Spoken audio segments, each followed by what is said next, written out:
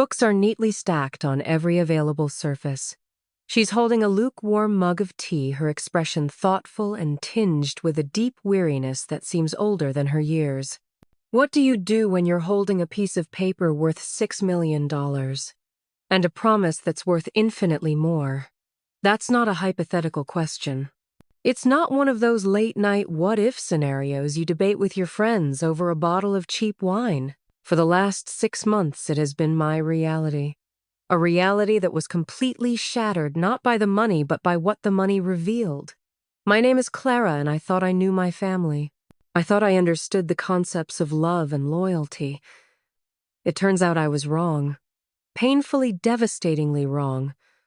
What I'm about to tell you isn't just a story about a winning lottery ticket. It's a story about the cost of integrity, the ugly truth of greed, and how one single act of selflessness can detonate every illusion you've ever had about the people you're supposed to love the most. Before my life was turned upside down, it was quiet. Most people would probably call it unremarkable, but I found a certain peace in its predictability. I work as an archivist at the city's Historical Society in Cleveland, Ohio. Yes, an archivist. It's not glamorous, it certainly doesn't pay well, but to me, it's everything. I love the smell of aging paper and leather, the profound silence surrounded by the ghosts of the past, and the quiet thrill of helping a researcher uncover a forgotten piece of history. My job is a reflection of who I am, meticulous, calm, and someone who finds joy in preservation. My apartment is the same, a small one-bedroom filled with more books than furniture, overlooking a quiet, tree-lined street. It was my sanctuary, my escape from a world that always felt too loud and too demanding. I didn't have much, but my bills were always paid on time. I drove a 15-year-old Toyota Camry that rattled on the highway but never let me down. I had a small circle of close friends who I'd have over for board game nights. It was a small life, but it was mine. The bedrock of that small life, my entire moral compass, was my grandfather Joe. He wasn't just my grandpa, he was the man who raised me. My parents, Susan and David, were always distracted. They aren't bad people. They were just perpetually caught up in their own orbits. My father is a real estate agent, constantly chasing the next big commission that always seemed to be just around the corner. My mother channels her energy into her role as the president of our garden club, obsessing over appearances and social standing. They loved me, I suppose, in their own way, but their love often felt conditional, tied to achievements they could brag about. My older brother Mark learned that game early and played it well. He's a successful investment banker married to an equally ambitious woman named Tiffany. They live in a sprawling house in a gated community with 2 perfectly manicured children, and I'm sure a mortgage the size of a small country's GDP. My younger sister Becca is the opposite extreme. A self-proclaimed aspiring musician and lifestyle influencer, she's always just 1 gig, 1 viral video, 1 small loan from family away from making it big. In the middle of all that, Grandpa Joe's house was my haven. His small bungalow always smelled of sawdust, pipe, tobacco, and the strong coffee he drank all day. He was the one who taught me to be patient, to find value in things others threw away. He was a carpenter by trade, a man who believed in fixing what was broken, not replacing it. He taught me that wealth wasn't measured by your bank account, but by the sturdiness of your character and the kindness you put out into the world. He was a tireless volunteer at the local community center, a place called the Northwood Center. Every holiday before our own family's tense and performative dinner, he and I would spend the morning there fixing leaky faucets, painting walls, or just sitting with the elderly folks who had nowhere else to go. "Clara kiddo," he'd say, his voice raspy but warm, "you're never truly poor if you've got something to give. Even if it's just your time and a little bit of elbow grease." The promise was made on a gray, drizzly afternoon in November. Grandpa Joe was 88 years old, and the cancer he'd been fighting for years was finally winning. I sat by his hospice bed, holding his calloused, worn-out hand in mine, trying to memorize the roadmap of veins and wrinkles. We didn't talk about his illness. We talked about his workshop, about the wobbly chair in my apartment he was still planning to fix, and about the Northwood Center. They're struggling, you know, he whispered, his breath shallow. The city cut their funding again. They had to shut down the after-school program.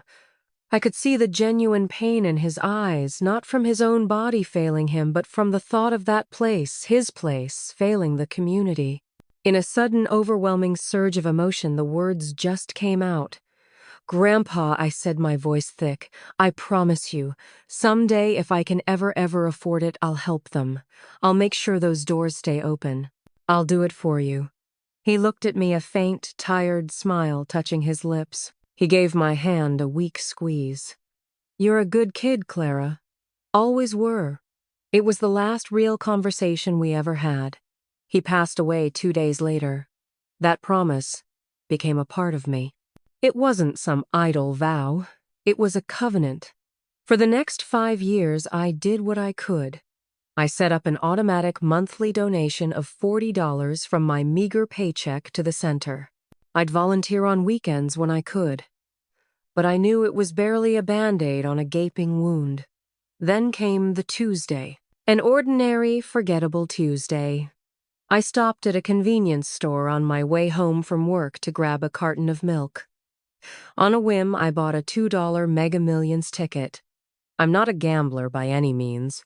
I only did it a few times a year, a tiny, harmless investment in a daydream. I always played the same numbers: Grandpa Joe's birthday, his old house number, the year he started volunteering at the center. I shoved the ticket into the side pocket of my purse and thought nothing more of it. Later that night, I was curled up in my armchair with a book when a news alert flashed on my phone: winning Mega Millions ticket sold at Cleveland convenience store. A strange electric jolt went through me. Not hope exactly, more like a faint, disbelieving curiosity. I sighed, put down my book, and fished the crumpled ticket out of my purse. I pulled up the lottery website on my laptop, my heart rate still perfectly normal. I started matching the numbers. The first one hit. I thought. The second one hit. My heart gave a little thump. The third, the fourth, the fifth. By now my hands were starting to shake. I held my breath, my eyes locked on the final golden megaball number on the screen. It matched. The world went silent.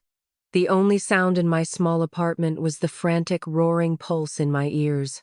$6 million. I checked the ticket again and again. I triple-checked the numbers against 3 different news sites. There was no mistake. I, Clara Evans, an archivist who clipped coupons and packed her own lunch every single day, was now a multimillionaire. And the very first emotion that washed over me wasn't joy. It wasn't excitement. It was the overwhelming, crushing weight of responsibility. And then I heard Grandpa Joe's voice in my head, as clear as if he were in the room with me. "You're a good kid, Clara. Always were." My promise came rushing back. Someday, if I can ever afford it, I'll help them. Well, now I could afford it. $6 million. The lump sum after taxes would be somewhere around $3.6 million. A life-altering amount of money. But not for my life.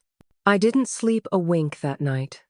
I paced the worn wooden floors of my apartment, the ticket lying on my kitchen counter like an unexploded bomb. My mind raced with possibilities. I could buy a house. I could travel the world. I could quit my job and never worry about money again. My brother Mark could finally get out from under his mountain of debt. My sister Becca could have a real recording studio. My parents could have the financial security they'd always chased. But then I saw the faces of the kids at the Northwood Center, the seniors playing checkers in the common room. I thought of my promise to the most important man in my life. A promise made in the most sacred of moments, a covenant sealed with love and loss. I knew without a single shred of doubt what I had to do. The decision had been made 5 years ago in a sterile, quiet hospice room. I was going to honor my promise. I was going to give it all away. What I didn't know then, what I couldn't possibly have prepared for, was that winning the lottery wasn't the hard part. Keeping my promise wasn't the hard part. The hard part, the unbelievable part, was about to begin. It would start the moment I told my family. If you want to know what really happens when an ordinary American family is confronted with an extraordinary choice, if you want to see the masks people wear when millions of dollars slip through their fingers, then be sure to hit that like button and subscribe to the channel.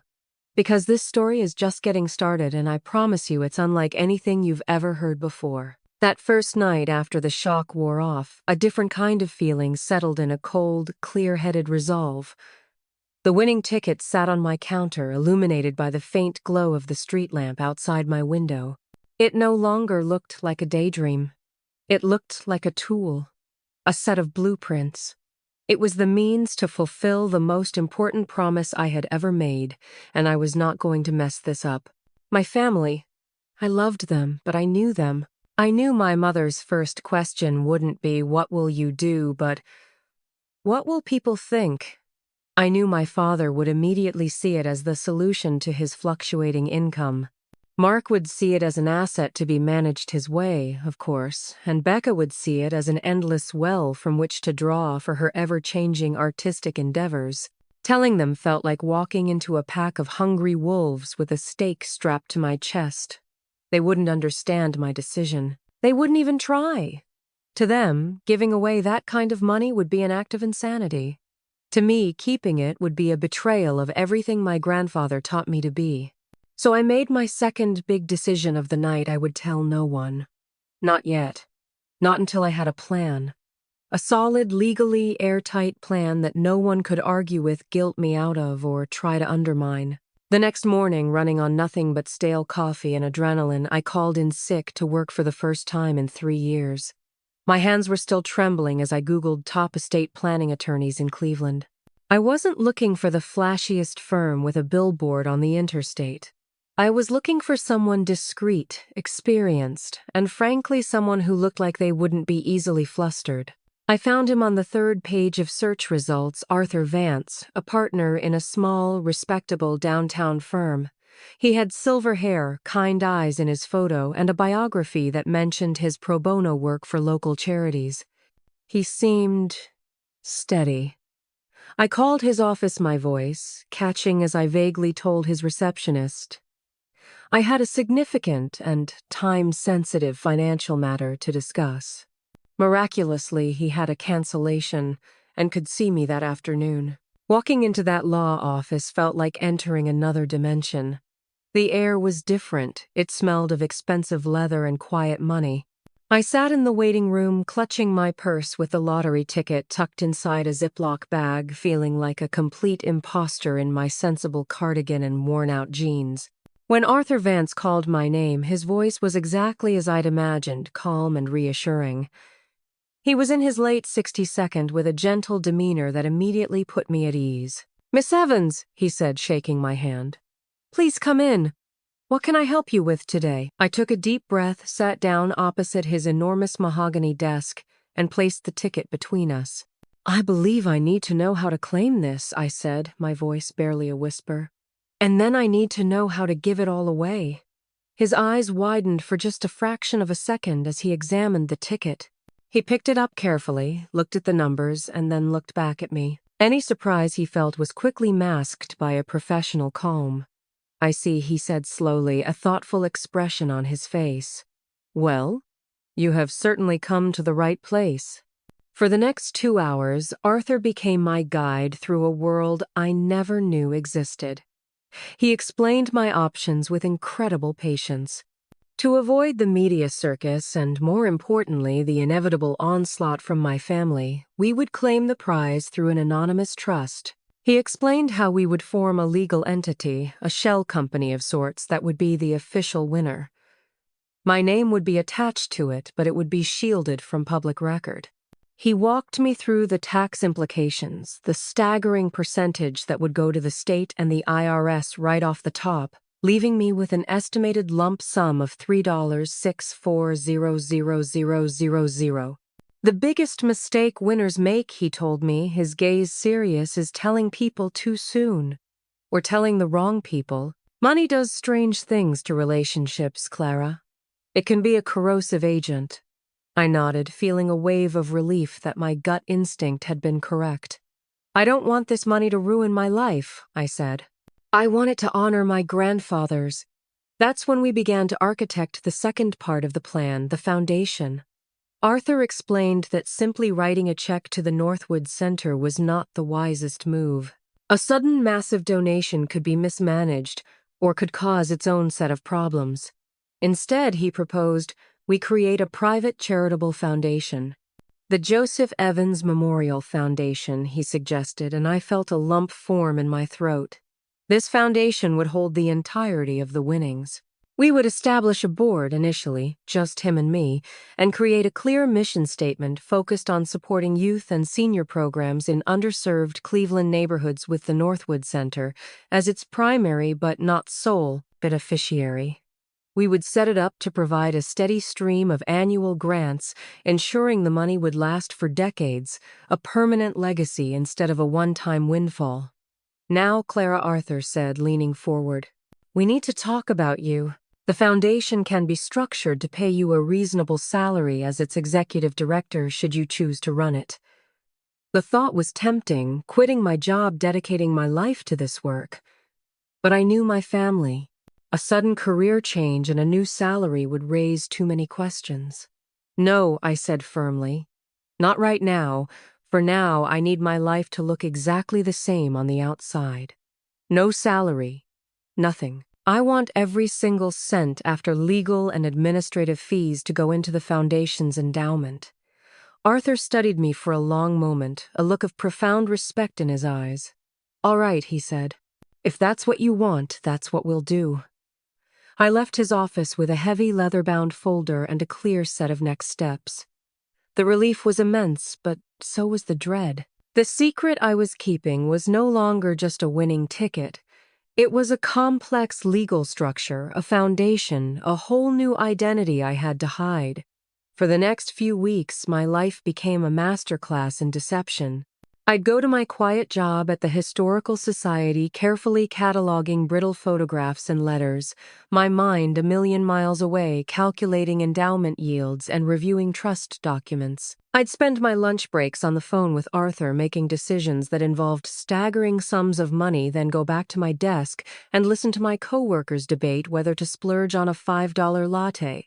The duality was jarring. The pressure to tell anyone was immense. My best friend Maya knew something was off. We'd been friends since college, and she could read me like one of my archival texts. You seem distant, she said one evening as we sat in my apartment. Is everything okay at work? Are you worried about money again? The irony was so thick I could barely breathe. I wanted to tell her more than anything to share this massive, terrifying, wonderful burden. But I knew that if I told her, I would be putting her in an impossible position. My family would inevitably find out, and they would ask her questions, press her for details. I couldn't do that to her. So I just shook my head and lied. No, just tired. Work's been stressful. As Arthur and I finalized the paperwork, the reality set in that soon the money would be officially claimed. It would be real. And I knew I couldn't keep the secret from my family forever. They deserved to know, but they needed to hear it from me in a controlled environment after the decision was already irrevocable. The thought of that conversation filled me with a deep, chilling anxiety. I decided the only way to do it was all at once. A single, clean break. I'd host a dinner. I started making the calls. Each one was a small performance, an exercise in feigned normalcy. The first was to my mother. Hi, Mom, I was thinking of having everyone over for dinner next Sunday. Just a family thing. Her reaction was immediate suspicion. Dinner at your tiny apartment. What's the occasion? Is something wrong, Clara? You're not in some kind of trouble, are you? No, Mom, I sighed. I just want to have the family over. I have some news I'd like to share with everyone. News? What kind of news? She pressed. You finally met someone. You're getting a promotion. I'll tell you all on Sunday, I said, keeping my voice even. My call to Mark was even more draining. He answered his phone with a brusque Mark Shaw. Hey, it's Clara. Clara, I'm in the middle of something. Can this be quick? I'm having a family dinner on Sunday. I have some news. He sighed, a sound of pure exasperation. News fine. Tiffany and I can probably stop by for an hour. We have a fundraiser that evening. Becca at least was enthusiastic, but for all the wrong reasons. Ooh, a secret announcement. Did you sell that old jewelry from Grandma? Are you finally investing in my new line of artisanal chakra-aligning candles? Just be there, Becca, I said, feeling exhausted. By the time I hung up the last call, my hands were clammy. The battle lines were already being drawn, and they didn't even know there was a war. For the next week, I moved like a ghost, finalizing everything with Arthur, while mentally preparing my speech for the dinner. The trust was formed. The foundation was chartered. Everything was in place. On Friday afternoon, Arthur called. "It's done, Clara," he said. "The funds have been transferred to the trust. Congratulations. The Joseph Evans Memorial Foundation is officially capitalized. It was over. The money was no longer mine. It belonged to the promise." That Sunday, as I stood in my small kitchen chopping vegetables for a lasagna, I wasn't sure I'd be able to eat. A profound sense of calm washed over me. The fear was still there, but it was underneath a new layer of certainty. I was doing the right thing. It was the only thing to do. As I pulled the lasagna from the oven, the doorbell rang. It was starting. I took one last deep breath of my old quiet life, and then I walked to the door to let the storm in. There's a strange sort of calm that comes before a storm you know is coming. For the entire week leading up to that Sunday dinner, I'd been a bundle of nerves. But as I stood there listening to the first footsteps coming up my apartment building's stairs, an odd sense of peace settled over me. The decision was made. The legal framework was in place. The money was no longer mine to be fought over. All that was left was the telling. I had rehearsed the words in my head 1,000 times, trying to find the right combination of firmness and love, a way to explain a choice they were fundamentally incapable of understanding. I knew it would be bad, but even in my most pessimistic imaginings, I wasn't prepared for the reality. My parents, Susan and David, arrived first. My mother swept into my tiny living room, her eyes darting around, taking in every detail. "Clara, honey, it's so cozy in here," she said the word cozy, dripping with the subtext of cramped. My father gave me a perfunctory hug, already looking around as if searching for an escape route. "Smells good, kiddo," he said, the generic praise of a man whose mind was clearly elsewhere. Then came my brother Mark and his wife Tiffany. Mark, perpetually clad in a crisp dress shirt, even on a Sunday, checked his watch the moment he stepped through the door. Tiffany offered a tight, bloodless smile that didn't reach her eyes, her gaze sweeping over my worn armchair with the clinical disapproval of a health inspector. Finally, my sister Becca breezed in a whirlwind of perfume and frantic energy, immediately pulling out her phone to check her reflection. "Okay," she announced to the room, "I'm here. What's this big dramatic secret?" The small talk over dinner was excruciating. It was a masterclass in disconnected conversation. My mother lamented the difficulty of finding a reliable landscaper for her prize-winning hydrangeas. My father gave a lecture on the housing market that no one had asked for. Mark answered a work email on his phone under the table, while Tiffany silently judged my choice of wine. Becca recounted in painstaking detail a minor feud she was having with another influencer over the use of a specific Instagram filter. I sat there pushing lasagna around my plate, feeling like an anthropologist observing a strange alien tribe to which I happened to be related by blood. They were all in the same room, but they weren't together. They were just a collection of individual anxieties and ambitions temporarily occupying the same space. Finally, when the plates were cleared and a tense silence fell over the room, I knew it was time.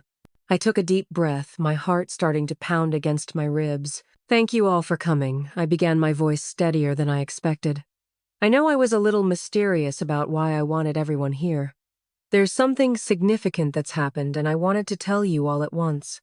I saw Mark glance at his watch again. "Clara, we have that fundraiser at 8. "This won't take long," I said, meeting his impatient gaze.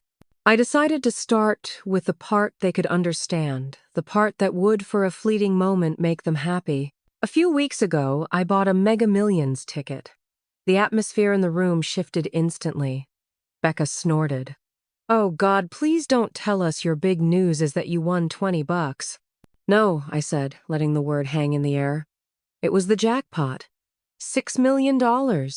For a full 5 seconds, there was absolute silence. You could have heard a pin drop. It was as if I had announced I was moving to Mars. They just stared at me, their faces, a mixture of shock and utter disbelief. My father was the first to break the silence. You're kidding, right? This is some kind of joke. I shook my head slowly, reaching into my purse and pulling out a folded piece of paper. It was a copy of the official confirmation letter from the Lottery Commission with the dollar amount clearly visible. I placed it on the coffee table. The reaction was like a dam breaking. My mother let out a shriek that was half scream, half sob, lunging forward to grab the paper. Becca's jaw dropped, her phone clattering to the floor. "Oh my God," she whispered. "Oh my God." Mark snatched the paper from my mother, his eyes scanning it with the intensity of a predator. A slow, incredulous smile spread across his face. "Jesus Christ, Clara," he breathed. "You actually did it! You idiot savant, you actually did it!" He started laughing, a loud, booming laugh that was completely devoid of joy and full of something else, triumph. For the next few minutes, my apartment was a scene of chaos. My mother was crying and hugging me, my father was pacing back and forth, muttering about investments, and Becca was already on her phone, likely searching for designer bags. "This changes everything," my father boomed. "We can finally pay off the house. Susan, you can get that new kitchen you wanted. I can build a professional recording studio," Becca squealed. "My EP is going to be epic." Hold on, Mark said, taking charge, his voice cutting through the noise. He pointed a finger at me. "First things first. You haven't done anything stupid, have you? You haven't told anyone. You need to call my financial advisor first thing in the morning. We'll set up a family trust. We need to protect the assets." They were talking about it like it was their money. The speed with which they had absorbed my news and repurposed it for their own dreams was breathtaking. I let them go on for another minute, watching them carve up a fortune that wasn't theirs, a future that wasn't going to happen. Then I held up my hand. "There's more," I said. The room fell silent again, but this time it was a different kind of silence. It was expectant, eager. They looked at me, their eyes wide with greed, thinking I was about to tell them there was even more money. I took another deep breath. This was it. "I'm not keeping it." The words landed in the center of the room and detonated. The confusion on their faces was instantaneous. What my mother asked, her voice a high-pitched squeak. "What do you mean you're not keeping it? Of course you're keeping it." "No," I said, my voice quiet but firm. "I'm giving it away. All of it." "Giving it away," Mark repeated the words as if they were in a foreign language. "What the hell are you talking about? Who are you giving it to?" I looked around at their faces, and for the first time I felt a surge of strength. My fear was gone, replaced by a profound sense of purpose. "I'm giving it to the Joseph Evans Memorial Foundation," I announced. "It's a charitable foundation I've established. The entire after-tax amount, over $3.5 million, has already been transferred. Its mission will be to support the Northwood Center and other community programs, just like Grandpa Joe would have wanted." The color drained from my father's face. Becca looked like she had been slapped. My mother just stared at me, her mouth opening and closing silently. Mark was the first to recover. His face, which had been alight with triumphant greed, now hardened into a mask of cold, controlled rage. "You did what he hissed, taking a step toward me. You established a foundation. You transferred the money without talking to me, without talking to an advisor, without talking to your family. This was my decision, Mark," I said calmly. "It was my promise to Grandpa." "Grandpa is dead," Becca shrieked, finding her voice. "He's dead. He doesn't need $6 million. I'm alive. I have dreams." "You would rather give all that money to strangers than help your own sister. This isn't about helping," I said, trying to keep my voice from shaking. "This is about a promise." "A promise," my father sputtered, his face turning red. "You're a 32-year-old woman who lives paycheck to paycheck, and you're throwing away generational wealth because of some sentimental promise you made when you were emotional. That is the most irresponsible childish, idiotic thing I have ever heard in my life, David, my heart," my mother gasped, clutching her chest theatrically. "I think I'm having palpitations." "Clara, how could you do this to us? Do you know what this money could have done for this family, for our name, for our security?" But it was Mark's reaction that was the most terrifying. He wasn't yelling. His voice dropped to a low, menacing whisper. "You have no idea what you've done," he said, his eyes boring into mine. "You had a fiduciary duty to this family to maximize this asset. Instead, you acted unilaterally with no counsel. You have been completely reckless. This isn't just stupid, Clara. It's borderline incompetent. I'm not even sure it's legal." "It's perfectly legal, Mark," I said, my voice colder than I thought possible. "I had excellent legal counsel." "Oh, I'm sure you did," Tiffany chimed in, her first real contribution to the conversation, her voice dripping with venom. "I'm sure some lawyer was thrilled to help you set up his new favorite charity to manage. They closed in on me a circle of disbelief and fury. They called me selfish for not thinking of them. They called me a fool for throwing away a miracle. They questioned my sanity, my intelligence, my loyalty. They tore me apart piece by piece right there in my living room, surrounded by the books and memories that had once been my sanctuary. Through it all, I stood my ground. I repeated the words, "It's my decision," and I made a promise like a mantra. Finally, Mark threw his hands up in the air. "I'm done," he spat. "I can't even look at you right now. You're a bigger fool than I ever imagined." He grabbed Tiffany's arm and stormed toward the door. "Don't call me until you've decided to undo this mess. If you even can." My father pointed a trembling finger at me. "You have deeply, deeply disappointed me, Clara." My mother was sobbing, refusing to even look at me as he let her out. Becca was the last to leave. She stood in the doorway, tears streaming down her face, her expression one of pure, venomous betrayal. "I hope you and your precious foundation are very happy together," she whispered, "because you just lost your family." Then she slammed the door. The sound echoed in the sudden deafening silence. I stood alone in the middle of my living room, surrounded by the remnants of our ruined dinner. The silence they left behind was louder and more violent than any of their shouts had been, and I knew with a certainty that chilled me to the bone that this was not the end. It was just the beginning of the war. The first night after the storm is always the quietest. After my family left, I didn't move for hours. I just sat there listening to the silence, the ghost of their anger still hanging heavy in the air. There was a part of me that expected to feel regret, a pang of doubt about my decision, but it never came.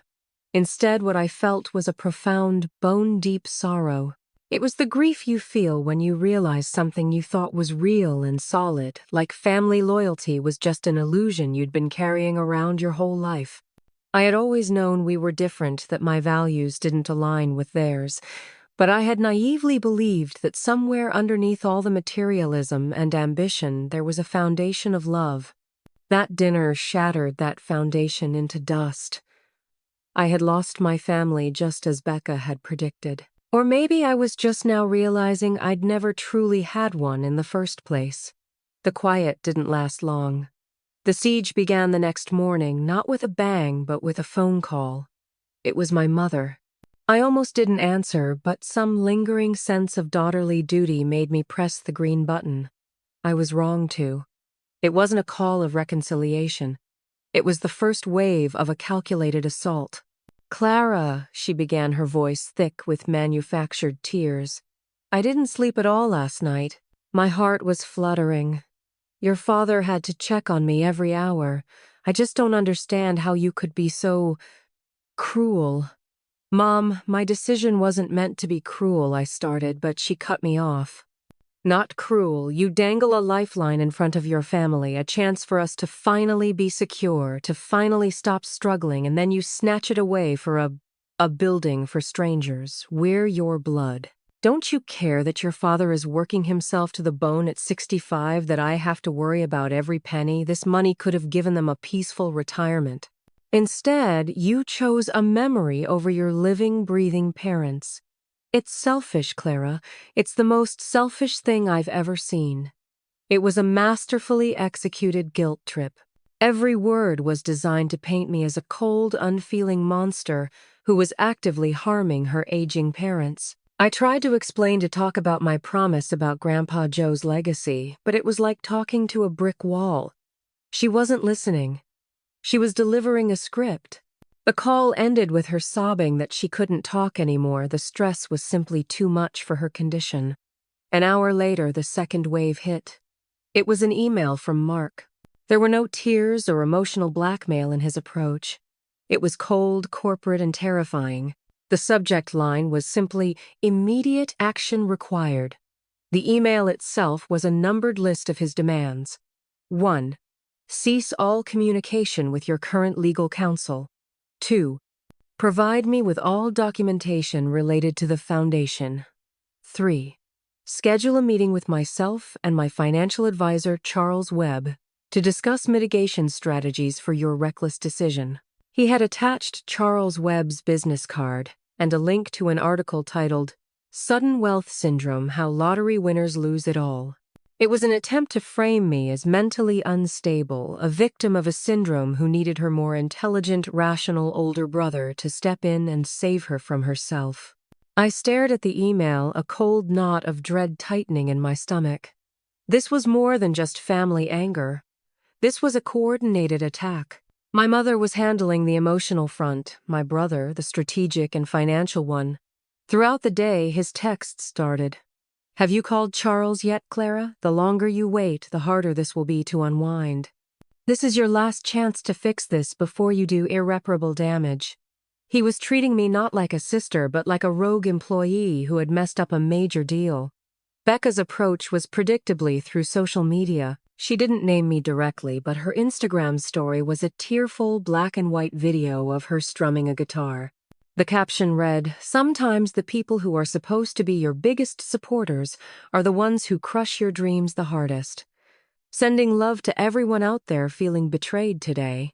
Number, family number, broken heart number, dreams." The vague, passive-aggressive post was designed to garner sympathy and paint her as a victim. Then came the direct text message, a long, rambling screed that veered wildly between begging and accusing. "Clara, you don't get it. This was my one chance. You could have funded my album and I would have paid you back tenfold. You're so selfish, you only ever thought about Grandpa. You never cared about my art. You owe me." The entitlement was so staggering, it was almost comical. The siege escalated that evening. I was trying to read to escape into a book and pretend the day hadn't happened when there was a loud, insistent knock on my door. It was my parents. They had ambushed me. "We were just in the neighborhood," my father said, his attempt at a casual tone failing miserably. They pushed their way inside, their faces etched with fake concern. "Clara, honey, we're worried about you," my mother said, placing a hand on my arm. "You're not thinking clearly. You've been through a lot with the shock of the money and everything. We think you need to take a step back." "Your mother is right," my father said, adopting his paternalistic, all-knowing tone. "What you need is guidance. Mark is just trying to help. This Charles Webb is one of the best in the business. Let us help you. We're your family. We just want what's best for you." "What's best for me, or what's best for you?" I asked, my voice quiet. The question hung in the air between us, sharp and uncomfortable. My father's face hardened. "That's an ugly thing to say. We've given you everything." "I know you think you have," I replied, a wave of exhaustion washing over me. "I appreciate you're concerned, but my decision is final. The foundation is established. The money has been transferred. There is nothing to unwind." I walked to the door and opened it. "I think you should both go." The shock on their faces was profound. I had never in my entire life kicked them out of anywhere. I had always been the compliant, quiet one.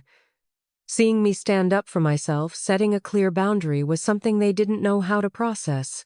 They left sputtering about my disrespect, and I locked the door behind them, leaning against it, my body trembling. That's when I knew I couldn't do this alone. I picked up the phone, and called the one person I knew would understand the one person I should have told from the beginning. "Maya," I said, when she answered, my voice breaking. "Can you come over? I've done something either very good or very, very stupid, and I need my best friend."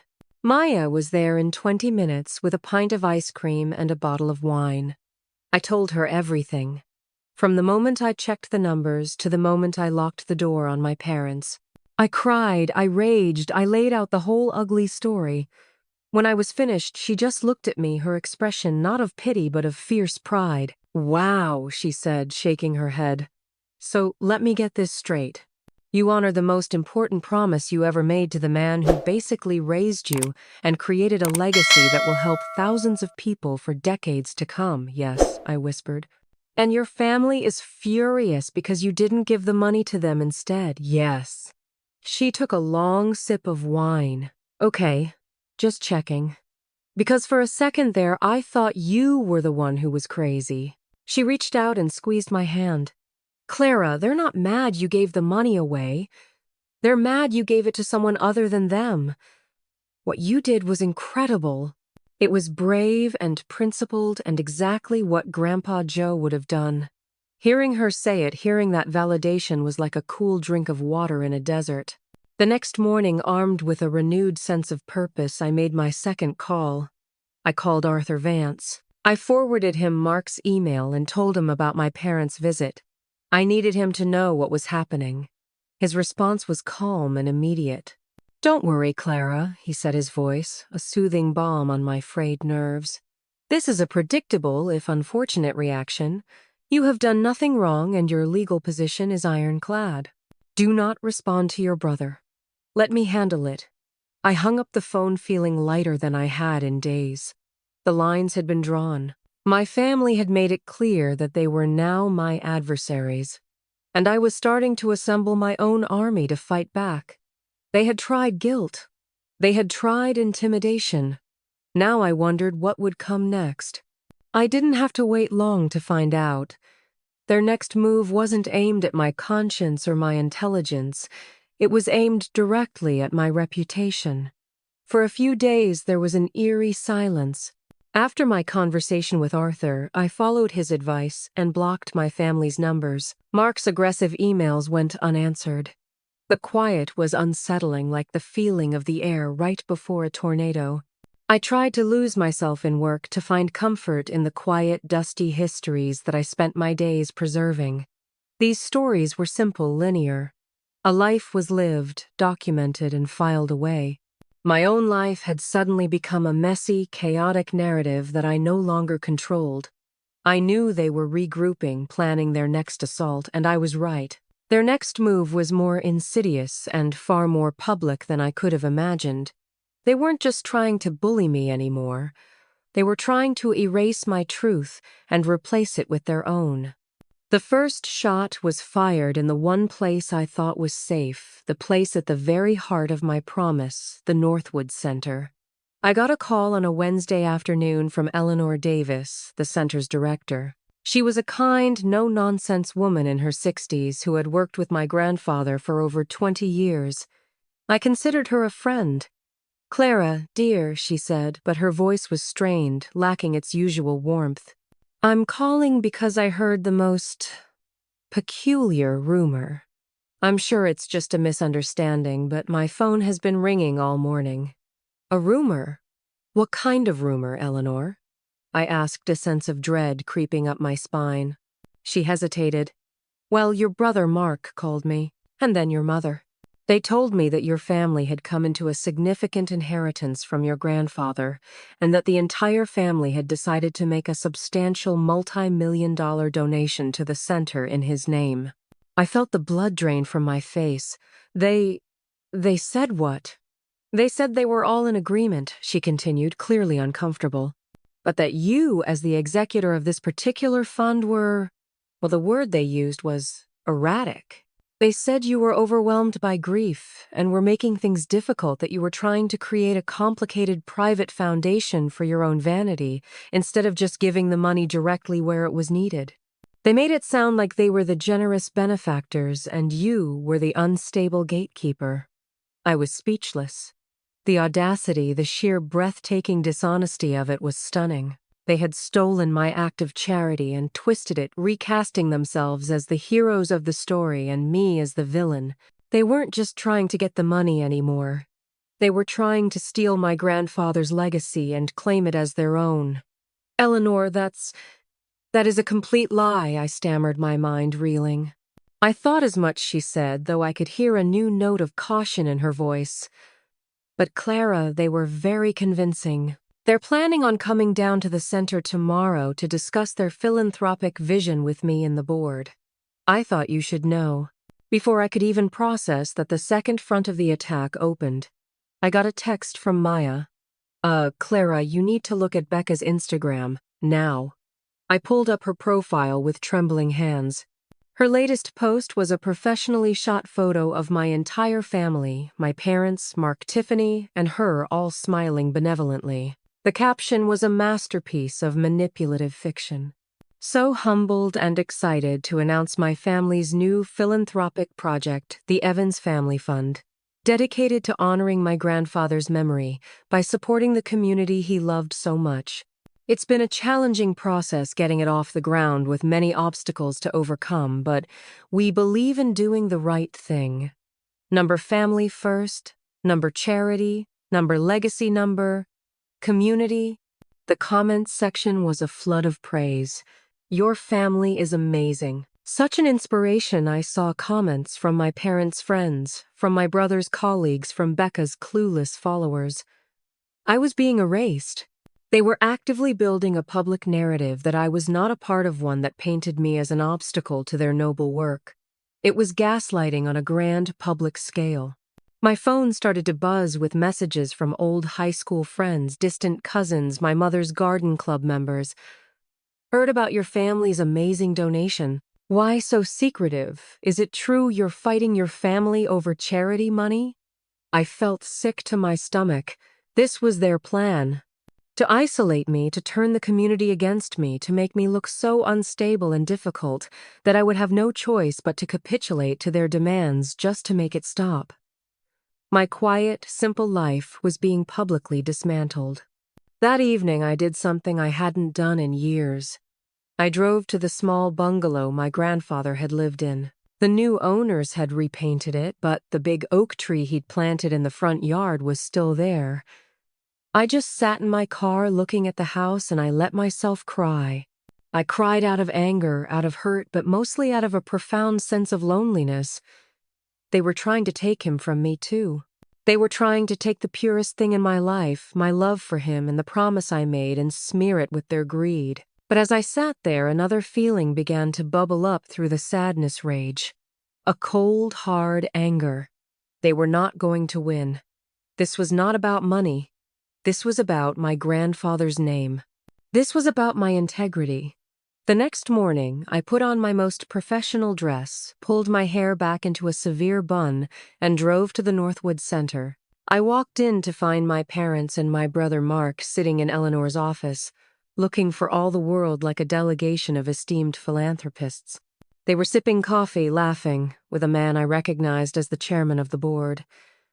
The moment they saw me, their smiles vanished. "Clara," my mother said, her voice dripping with false sweetness. "What a surprise. We were just discussing our family's vision for the center." "Your vision?" I asked, my voice calm and level. I looked directly at Eleanor and the chairman. "I think there's been a significant misunderstanding. One that I am here to clear up." I walked to the table and placed my leather-bound folder on it. The same one Arthur had given me. The Joseph Evans Memorial Foundation is a legally incorporated 501c3 charitable entity, I stated, my voice ringing with an authority I didn't know I possessed. It was funded by a personal asset of mine, and I am the sole director of its board. While the foundation is eager to partner with the Northwood Center, any and all discussions about grants or funding will go through the proper legal channels, not through a coffee meeting based on false pretenses. Mark stood up, his face a thundercloud. "Clara, this is neither the time nor the place." "On the contrary," I said, not taking my eyes off Eleanor. "This is precisely the time and place. My family, I said the word with a slight, deliberate emphasis, has no legal standing or authority regarding the foundation or its funds. Any claims they have made to the contrary are, to be blunt, completely fabricated. The chairman looked back and forth between us, his expression one of dawning confusion and alarm. My parents were speechless, their performance completely derailed by the truth. I turned to leave. Eleanor, my attorney Arthur Vance, will be in touch to schedule an official introductory meeting. I look forward to a long and productive partnership. As I walked out, I could hear Mark's furious, whispered voice behind me, but I didn't look back. I had fought back. I had defended my territory. But I knew this public confrontation would have consequences.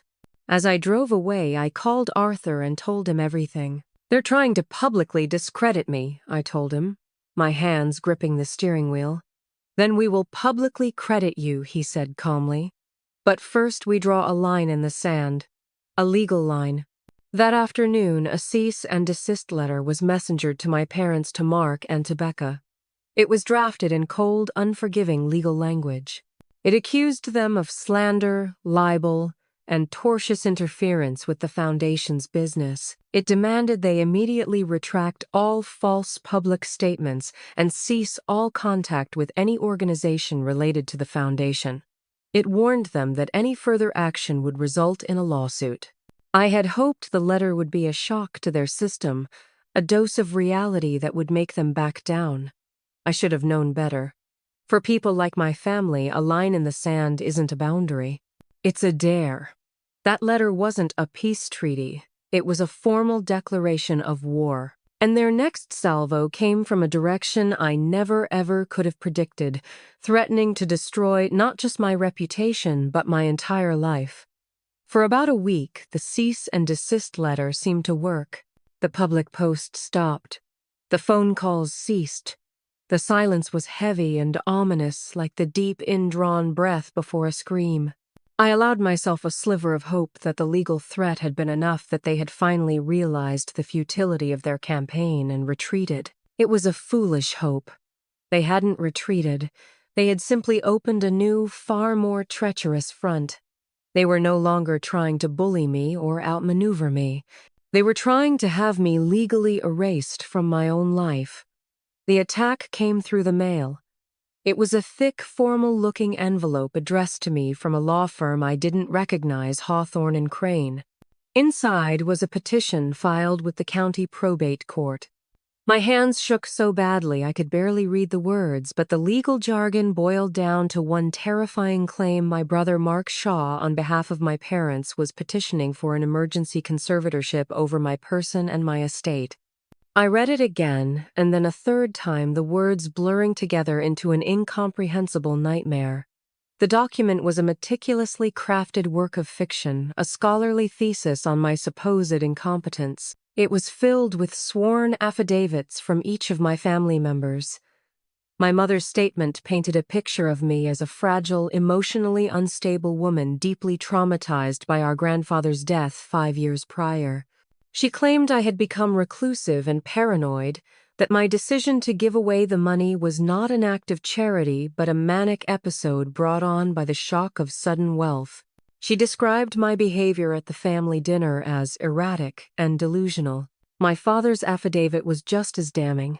He focused on my long history of financial irresponsibility, citing my modest job as an archivist, my refusal to pursue a more lucrative career, and my frugal, almost impoverished lifestyle as proof that I was incapable of managing my own affairs, let alone a multi-million-dollar windfall. He claimed I had a childlike understanding of finance and was easily manipulated, implying that Arthur Vance was some kind of predator who had taken advantage of my fragile state. Becca's statement was perhaps the most poisonous. She twisted my quiet, introverted nature into a symptom of social anxiety and depression. She mentioned times I had turned down invitations to loud parties, framing it not as a preference but as an inability to function in normal social settings. She described me as disconnected from reality, someone who lived more in her books and with the dead than with the living. But the centerpiece of the petition was Mark's argument. It was a cold, logical, and utterly brutal assault on my character and competence. He presented himself as the concerned, responsible older brother forced to take this drastic step to protect his vulnerable sister from herself and from predatory outside influences. He detailed my reckless establishment of the foundation without consulting qualified financial advisors, meaning him. He argued that my actions constituted a clear and present danger to my own financial well-being. The petition requested that the court immediately appoint him as my temporary conservator, giving him total control over all my assets, including, and this was their endgame, the power to dissolve the foundation and reclaim the funds. It was a legal execution. They had taken every aspect of my quiet, unassuming life, my love of books, my modest income, my grief for my grandfather, my introverted personality, and twisted it into a symptom of mental illness and incompetence. They were using my own life as a weapon against me. I felt the floor drop out from beneath me. This went beyond a fight over money. This was an attempt to strip me of my autonomy, my identity, my very personhood. They were trying to have me declared legally insane so they could take what they wanted. I immediately called Arthur. My voice was a choked whisper. I could barely get the words out. They're trying to get a conservatorship. For the first time since I'd met him, I heard a flicker of genuine anger in Arthur's calm voice. I see, he said the words tight. So this is how they want to play. All right, Clara. Listen to me very carefully. Do not panic. This is an act of desperation, and it is a disgusting one. But we are going to fight it, and we are going to win. I'll handle the legal response. What I need from you is to gather your own evidence. We need to prove you are competent, stable, and have always been of sound mind. He instructed me to get a letter from my boss at the Historical Society detailing my professionalism and diligence. He told me to reach out to my friends, especially Maya, for character affidavits. Most importantly, he scheduled an appointment for me with a respected forensic psychiatrist, a Dr. Lena Hansen, for a full psychological evaluation. They have made your mental state the battleground, Arthur said. So we will arm ourselves with an unimpeachable expert opinion. The days that followed were a surreal hell. I had to sit down with my boss, a kind woman named Mrs. Gable, and explain that my family was trying to have me declared incompetent. The shame was a physical weight. To her immense credit, she didn't hesitate writing a glowing letter about my meticulous work and reliability. I had to have the same humiliating conversation with Maya and my other close friends, asking them to write letters vouching for my sanity. They were all horrified and fiercely protective, but having to ask felt like a profound violation. The evaluation with Dr. Hansen was the hardest part. For 3 hours in a sterile, quiet office, I answered deeply personal questions about my childhood, my relationship with my family, my feelings about my grandfather, my motivations for creating the foundation. I laid bare every corner of my mind for a complete stranger, knowing that her report could determine the future of my freedom. I told her everything, holding nothing back: the casual neglect of my parents, my brother's domineering nature, my sister's narcissism. I explained that my decision wasn't a whim. It was the fulfillment of a deeply held value system instilled in me by the one person who had always shown me unconditional love. When it was over, Doctor, Hansen looked at me, her expression unreadable. "Thank you for your candor, Clara," she said. "I'll have my report sent to Mr. Vance." I walked out of her office feeling completely hollowed out, exposed, and terrified. The court date was set for 2 weeks later. In that time, the whispers and rumors in the community intensified. My family was clearly leaking their version of the story. I heard secondhand that they were telling people I had suffered a complete breakdown. I started getting pitying looks from neighbors. The public narrative they were crafting was that of a tragic, mentally ill heiress being saved from her own demons by her loving, long-suffering family. It was so effective that I almost started to doubt myself. Was I crazy? Was this act of charity so far outside the norm that it constituted a form of madness? I found my answer one evening while sorting through a box of my grandfather's old things. Tucked inside a worn copy of To Kill a Mockingbird was a letter he had written to me on my high school graduation day, a letter I had forgotten about. In his familiar spidery handwriting, he wrote, "Clara, the world will tell you to be practical. It will tell you to be rich. It will tell you to be powerful. I'm telling you to be kind. Don't ever let them convince you that kindness is a weakness. It is the only true strength there, Island." Tears streamed down my face as I clutched the letter. This was my proof. This was my sanity. My decision wasn't a symptom of illness. It was a testament to the most important lesson I had ever learned. My family saw kindness as a disease to be cured, a vulnerability to be exploited. I saw it as a legacy to be honored. As I walked into that courtroom with Arthur by my side and my grandfather's letter tucked safely in my pocket, I wasn't just fighting for my freedom. I was fighting for the very definition of strength. A probate courtroom is a deeply sad place. It's a room built for the aftermath of loss, a place where families come to dissect what's left of a life. On that day, however, I felt like I was the one being dissected. I sat beside Arthur, my back ramrod straight my grandfather's letter, a secret shield in my pocket. Across the aisle, my family was a portrait of calculated grief. My mother clutched a handkerchief. My father looked grim and paternal. Mark projected an aura of reluctant, pained authority. It was a brilliant performance. Their lawyer, Mr. Hawthorne, spoke first. He laid out their case with a smooth, condescending sympathy. He painted me as a beloved but troubled daughter and sister. He used phrases like a fragile psyche, overwhelmed by sudden trauma and susceptible to undue influence. He presented their affidavits as the desperate cries for help from a family who loved me. He framed the conservatorship not as a hostile takeover, but as a protective embrace to save me from myself. He was good. He made their monstrous act sound almost reasonable. Then it was Arthur's turn. He stood and the entire energy of the room shifted. Where their lawyer was slick, Arthur was solid. He dismantled their argument piece by piece with cold, hard facts. He presented the glowing letter from my boss, Mrs. Gable, which spoke of my decade of unwavering professionalism and meticulous attention to detail. He submitted the sworn affidavits from Maya and my other friends who described me as grounded, thoughtful, and the most rational person they know. But the turning point came when he submitted the report from Dr. Lena Hansen, the forensic psychiatrist. "Your Honor," Arthur said, his voice resonating through the silent room, "the petitioners have made Miss Evans's mental state the central pillar of their argument. We therefore felt it was prudent to seek an evaluation from one of the most respected experts in the field." He handed copies of the report to the judge and to Mr. Hawthorne. I watched my brother Mark's face as he read it. His confident smirk slowly dissolved, replaced by a tightening of his jaw. The judge read the summary page, her expression unreadable, and then looked over her glasses at my family. "Dr. Hansen's conclusion, Your Honor," Arthur continued, "is that Miss Evans exhibits no signs of psychosis, mania, or any other condition that would impair her judgment. On the contrary, the report finds her to be highly intelligent, principled, and to have acted in a manner entirely consistent with a long-held, deeply ingrained personal value system.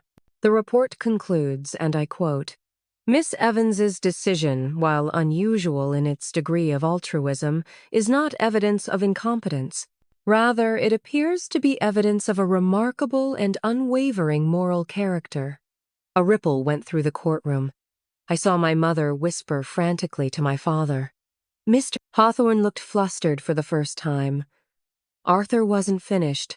"Your Honor, what this petition represents is not a loving family's concern. It is a calculated and malicious attempt to seize control of an asset they feel entitled to. It is an abuse of the legal system and an act of profound emotional cruelty." The judge looked up from the report. She looked at my family, her gaze lingering on them for a long, uncomfortable moment. Then she looked at me. "Miss Evans," she said, her voice stern, Is it true that the entirety of this $6 million prize has been placed in an irrevocable charitable trust? Yes, Your Honor, I said, my voice clear. And you have retained no personal financial benefit from this trust. That is correct, Your Honor. She nodded slowly. She looked back at my family. The purpose of a conservatorship is to protect an individual who cannot protect themselves. It appears to me that Miss Evans has done a far better job of protecting her assets from this family than they have of protecting her. The petition for conservatorship is denied. The gavel came down with a sharp, final crack. Relief washed over me so intensely that I felt dizzy. It was over. I had won. My mother let out an audible sob. Mark slammed his briefcase shut, his face a mask of pure fury. As they filed out of the courtroom, none of them would look at me. The legal battle was over, but I knew the war was not. The aftermath was a strange, hollow victory. The community, which had been fed a steady diet of rumors about my instability, was now faced with a court's legal affirmation of my sanity. Arthur, with my permission, released a discreet statement to a local reporter clarifying that the foundation was my sole initiative and that the court had dismissed the family's misguided petition. The narrative began to shift. The pitying looks from my neighbors were replaced with looks of curiosity, and from some, a newfound respect. The Joseph Evans Memorial Foundation was no longer a subject of scandalous gossip. It was a reality. I spent the next few weeks throwing myself into the foundation's work. With Arthur's guidance, we held our first official board meeting. We met with Eleanor and the board of the Northwood Center, not as adversaries but as partners. We drafted a plan for our first major grant, a multi-year commitment that would not only save their after-school program but expand it, creating a new wing with a computer lab and a tutoring center. For the first time, I felt a spark of real joy. This was it. This was the promise taking flight. I thought my family, having been so thoroughly and publicly defeated, would finally leave me alone. And for a while they did. But I had underestimated the depths of their resentment. They had failed to seize the money, so they decided to try and burn down what the money had built. The call came from Eleanor about a month after the court date. She sounded deeply distressed. "Clara, something terrible has happened. We had an inspector from the city's building department show up this morning. Unannounced." "An inspector?" I asked, confused. "What for?" he said. "They received an anonymous tip," she said, her voice trembling with anger. "A long list of supposed code violations. Faulty wiring, asbestos in the ceiling, structural instability in the basement. Clara, these are baseless, terrifying accusations. If any of them were found to be true, they could shut us down. Permanently." My blood ran cold. I knew with absolute certainty who had made that anonymous tip. It was a scorched earth tactic. If they couldn't have the money, they would make sure the place I gave it to was destroyed. The foundation, the legacy, my promise, they were trying to turn it all to ash. But that wasn't the biggest betrayal. That came later the same day. I received another official-looking envelope this time from a different law firm. I opened it with a sense of weary dread. Inside was a single document, a notice of a lawsuit filed against me. But the plaintiff wasn't my brother or my parents. The plaintiff was Becca. She was suing me for intentional infliction of emotional distress. The lawsuit claimed that my deceptive and manipulative actions surrounding the lottery winnings had caused her severe psychological trauma, derailing her music career and causing her to suffer from anxiety and depression. It was a frivolous, baseless lawsuit designed to harass and drain me. But it was the amount she was suing for that was the final vicious twist of the knife. She was suing me for $6 million. The exact amount of the original prize. She was no longer just trying to get a piece of the pie. She was trying to take everything to leave both me and the foundation with nothing. This wasn't a lawsuit.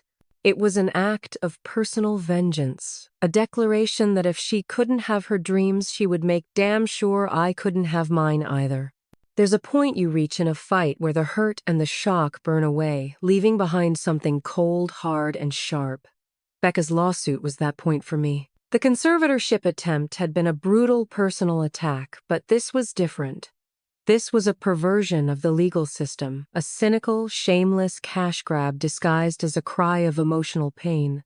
It was so transparently greedy, so utterly devoid of genuine feeling that it broke something in me. The part of me that still held out a microscopic sliver of hope for reconciliation, the part that still flinched when they attacked, simply died. It was replaced by a quiet, burning resolve. They wanted a war. Fine. I was done being on the defensive. My first call, as always, was to Arthur. I read him the lawsuit over the phone. He was silent for a long moment, and then he let out a long, weary sigh. "I've been a lawyer for 40 years, Clara," he said, "and I still find myself shocked by the things people will do for money. This is a garbage lawsuit. It has no merit, and it will almost certainly be thrown out. But that's not the point. The point is to harass you, to bleed you dry with legal fees, to drag your name through the mud in the hopes that you'll settle just to make it go away." "I am not settling," I said, the words coming out like chips of ice. "I am not giving her one single penny." Good Arthur said, a note of approval in his voice. "Then we fight. But we also need to deal with this building inspection issue at the center. These things can get ugly and expensive even when the claims are baseless." That's when an idea began to form in my mind, an idea born out of the archives, out of my life's work. My family was using lies as their weapon. I would use the truth.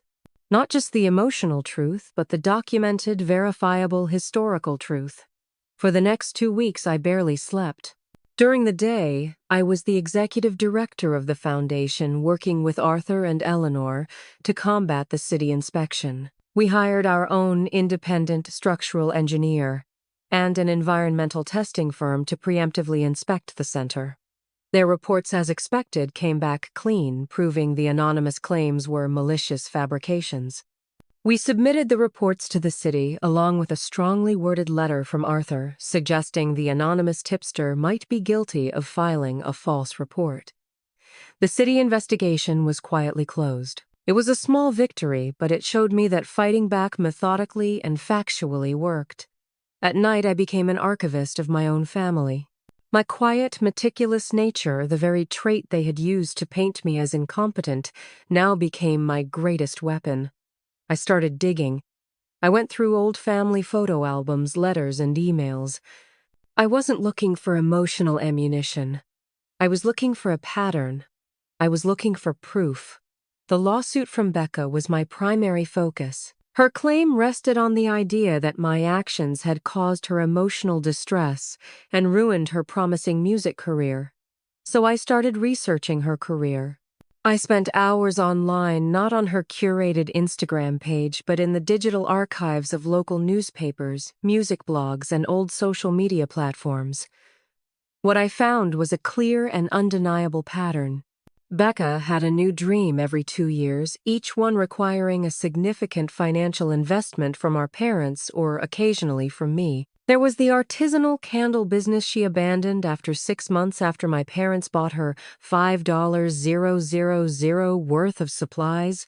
There was the period. She was going to be a celebrity yoga instructor after I paid for her $3,000 certification course, which she never completed. Her music career was the latest in a long line of expensive, short-lived passions. But the real breakthrough came from a place I hadn't expected: my brother Mark. In his affidavit for the conservatorship, he had painted himself as the picture of financial probity, the stable, successful son worried about his reckless sister. I had a nagging memory of something, a conversation from years ago. So I started digging into his life. Not his public life as a successful investment banker, but his private one. I went through old bank statements from a joint account I'd briefly shared with him in college. I cross-referenced dates with old emails, and then I found it. 10 years ago, Mark had borrowed nearly $15,000 from our grandfather. In emails, I found buried in an old account Mark had pitched Grandpa Joe on a can't-miss tech startup investment. Grandpa Joe, in his gentle way, had been skeptical but had ultimately given his grandson the money not as an investment but as a loan with a clear written repayment plan. I kept digging and found proof that the startup had gone bankrupt within a year. And in my grandfather's financial records, which I had from his estate, there was no evidence that Mark had ever paid back a single dollar of that loan. This was the man who had called me financially incompetent, the man who had accused me of disrespecting our grandfather's memory. He had taken a huge sum of money from our grandfather for a failed get-rich-quick scheme and had never made it right. It was hypocrisy of the highest order. This information changed the entire dynamic. This wasn't just about defending myself anymore. It was about exposing their lies with undeniable proof. Arthur was stunned when I presented him with my findings. He hired a private investigator to discreetly dig deeper to verify everything. The investigator's report came back a week later, and it was even more damning than I had imagined. Becca's music career was largely a fiction. The investigator found that she had repeatedly canceled gigs, failed to deliver on paid commissions for songs, and had a reputation among local musicians for being unreliable. He also uncovered a string of debts she owed to studios and collaborators. Her career wasn't derailed by my actions. It had never been on the rails to begin with. The report on Mark was even more explosive. The investigator confirmed the unpaid loan from my grandfather, but he also uncovered a pattern of risky personal investments and significant credit card debt. Mark's lifestyle, his big house, his fancy cars, it was all heavily leveraged. He wasn't the stable financial genius he pretended to be. He was a man deeply in debt who had likely seen my lottery winnings as a personal bailout. His outrage wasn't about protecting me. It was about losing his own get-out-of-jail-free card. Arthur sat back in his chair, looking at the mountain of evidence I had compiled. "Clara," he said, a slow smile spreading across his face, "this is no longer a defense. This is a counter-offensive. Becca's lawsuit gives us the perfect platform. During the discovery process, we can legally compel them to produce their financial records. We can depose them under oath. We are going to take their lies, and we are going to confront them with the truth in a legal setting where they can't run or hide." A new feeling settled over me, a feeling I hadn't experienced since this whole ordeal began. Power. Not the power of money, but the power of truth. They had come at me with whispers and lies, trying to declare me a ghost in my own life. But I was the archivist. I knew where all the bodies were buried, and I was finally ready to start digging them up. A deposition is not a trial. There is no judge, no jury. It is a far more intimate and, in some ways, more brutal form of legal warfare. It is a slow, methodical dissection of the truth under oath where every word is recorded and every lie can become a perjury charge. When Becca walked into that conference room for her deposition, she still carried an air of defiant victimhood. She looked at me not with hatred, but with a kind of pitying disdain, as if I were the one who had forced this unpleasantness upon her. She had no idea what was coming. She thought she was the one holding the sword. She was about to find out she had walked into a room full of mirrors. Arthur began gently. He let her tell her story, prompting her with soft, encouraging questions. He had her describe her deep and abiding passion for music, her promising career, and the devastating emotional blow she suffered upon learning of my betrayal. She spoke in the dramatic, self-aggrandizing language of her Instagram captions, painting a vivid picture of a sensitive artist whose dreams had been crushed. Her lawyer leaned back, looking pleased. This was going exactly as they'd planned. Then Arthur's tone shifted. It was a subtle change, but the temperature in the room dropped by 10 degrees. He picked up a thin file from the table. "Miss Evans," he began, his voice, now crisp and formal, "you've stated that your music career was on an upward trajectory before the events in question. Is that correct?" "Absolutely," Becca said confidently. "I was getting a lot of buzz." Buzz, Arthur repeated thoughtfully. "Let's talk about that buzz." "Are you familiar with a venue called the Grog Shop, of course?" she said. "I've played there." You were scheduled to play there on the 12th of March of last year, were you not? Arthur asked, looking at a document. According to the venue owner, you canceled 2 hours before the show, citing artistic differences with the sound engineer. Is that correct? He then proceeded date by date, venue by venue, to lay out a documented pattern of 5 canceled shows in the 6 months before I won the lottery. With each question, Becca's confidence began to fray. I had my reasons, she stammered. It's a complicated industry. Arthur then moved on to her finances. Your lawsuit claims my client's actions caused you significant financial harm. Could you please describe your primary source of income for the past 3 years? Becca's face flushed. I'm an artist. I have multiple income streams. Is it true, Miss Evans? Arthur said, pulling out another document, that over the past 36 months you have received approximately $47 0-inch direct financial support from your parents, an additional $8,000 from your brother Mark Shaw, and a documented $3,000 from my client Clara Evans to pay for a yoga certification course you never completed. Becca's lawyer shot up. Objection, this is harassment. It speaks directly to the plaintiff's claims of a viable, self-sustaining career counselor, Arthur said, calmly, not taking his eyes off Becca. The objection is noted for the record. Please answer the question, Miss Evans. Becca was crumbling.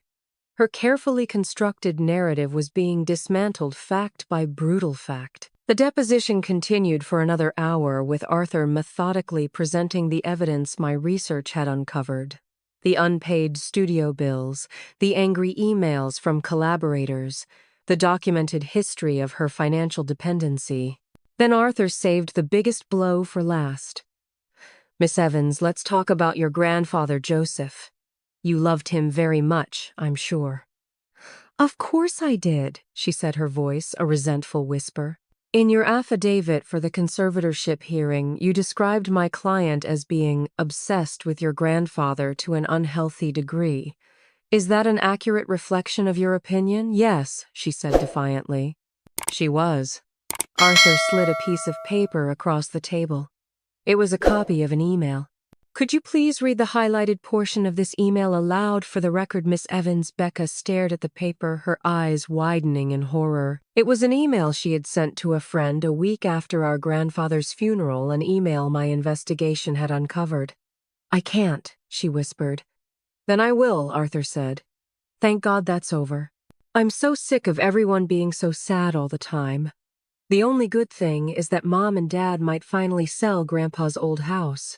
I'm hoping I can get at least a few grand out of it for my new recording equipment. Does that sound like the statement of a loving, grieving granddaughter, Miss Evans? Silence? Becca stared at the table, her face ashen. Her lawyer was frantically whispering to her, but she didn't seem to hear him. The deposition was over. Her lawsuit, her credibility, her entire persona, it had all been reduced to rubble. 2 days later, as expected, her lawyer called Arthur and formally withdrew the lawsuit. But I wasn't done. The next deposition on the schedule was Mark's Pryderant. He had been subpoenaed as a witness in Becca's case, and now he couldn't get out of it. He walked into the conference room, not with the swaggering confidence he'd had in the courtroom, but with a wary, defensive posture. He knew we had something. He just didn't know what. Arthur didn't waste any time. Mr. Shaw, he began, in your sworn affidavit, you described your sister, my client, as financially incompetent and reckless. Is that a fair summary? I believed she was acting irresponsibly. Yes, Mark said stiffly. And you consider yourself to be a responsible, prudent financial manager, I do, he said. Arthur slid a document across the table. It was a copy of the loan agreement from our grandfather for $15,000. Do you recognize this document, Mr. Shaw? Mark's face went rigid. It was a private family matter. A private family matter that resulted in a $15,000 loan that was never repaid to a man whose memory you claimed my client was disrespecting, Arthur countered. Is it your testimony under oath that failing to repay a significant debt to an elderly family member is an example of responsible financial management? Mark was trapped. He sputtered about the investment being a surprise failure, about his intention to pay it back. but the facts were undeniable. Arthur then produced the investigator's report on his credit card debt and leveraged assets. He didn't read it aloud. He simply let Mark look at it. He let him see that we knew. We knew his facade of success was a house of cards. No further questions, Mr. Shaw, Arthur said quietly. Mark left the room a different man than the one who had entered. The arrogance was gone, replaced by the pale, shaken look of a man who had been completely and thoroughly exposed. I had done it. I had used their own tactics against them, and won. But as I walked out of that law office into the afternoon sun, I didn't feel triumphant. I just felt empty. I had exposed their lies, I had protected my grandfather's legacy, and I had defended my own sanity. But I had also been forced to meticulously document the moral bankruptcy of my own family. It was a victory that felt exactly like a loss. After the depositions, the war ended with a profound silence. My family simply vanished from my life. With the possibility of money gone, I ceased to exist for them. That silence was their final, most honest communication. My only value had been monetary. I grieved not for them, but for the illusion of family I had held on to for so long. The foundation became my purpose and my therapy. Seeing the after-school program thrive, seeing seniors receive hot meals, this was the promise made real. This was the work that healed me. About a year later, a small package arrived from my mother. Inside, there was no note, just an old photo of Grandpa Joe holding me as a toddler. Tucked behind it was his tarnished silver locket. It was a surrender, a final, silent admission that his legacy had always been mine. My life now is nothing like it was, though I still live in the same apartment and drive the same old car. The fire my family forced me to walk through forged a strength I never knew I possessed. My real wealth isn't in a bank account. It's in the purpose I've found. My family thought I was throwing away an inheritance of $6 million. They never understood I was choosing a different one, the one my grandfather truly left me. It was an inheritance of kindness, of integrity, and of the quiet strength that comes from keeping a promise. They tried to take everything, but they failed. Because the one thing they could never touch was the legacy of a good man. And that is an inheritance that greed can never destroy.